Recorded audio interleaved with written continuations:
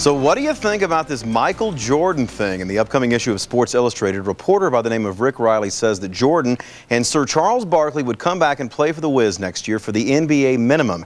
That would clear cap room for the Wizards and make them a much better team, obviously.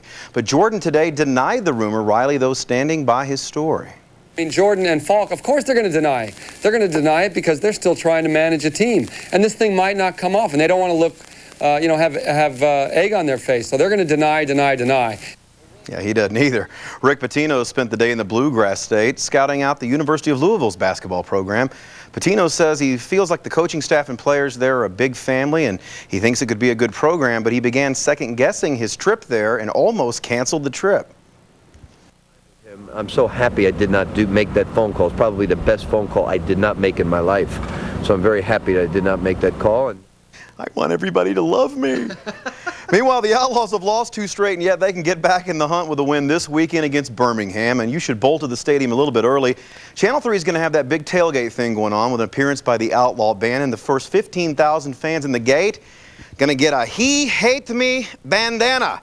So come on out there. That's pretty cool. And they need the help. Believe me, they need a home crowd out there to try and get them off this 2-game losing skid. They're hoping the energy of the Sam Boyd fans will get them all fired up to beat the Bolts. 19,000 tickets are sold. About 6,000 remain. So get fired up and help the Outlaws win this Saturday night. Yeah, I think the big thing is definitely we got to get the momentum back, you know.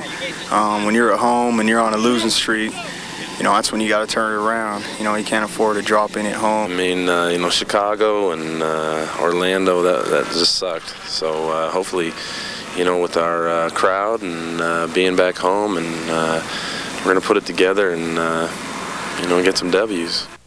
You got to like Mike Crawford. He tells it like it is. He is also a special guest on this week's edition of the Outlaw Lounge. It'll air Saturday at 4:30, immediately before the NBC national game, the Outlaws and the Birmingham Bolts, right here on Channel 3. Now that the Bandits have folded, what does that say about Vegas and our chances of getting an NBA team someday? Some people think it hurts. Others say it doesn't make any difference at all.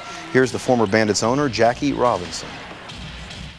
You know, we had other outside people came, like such as Quest Communications, that came and supported us, but we didn't get it inside the community. And the only thing I was trying to do is let the community know that primarily that if you don't support us, it's going to be more difficult for you to have an NBA franchise. He's probably right. And Beth made a good point. This is not a bandana.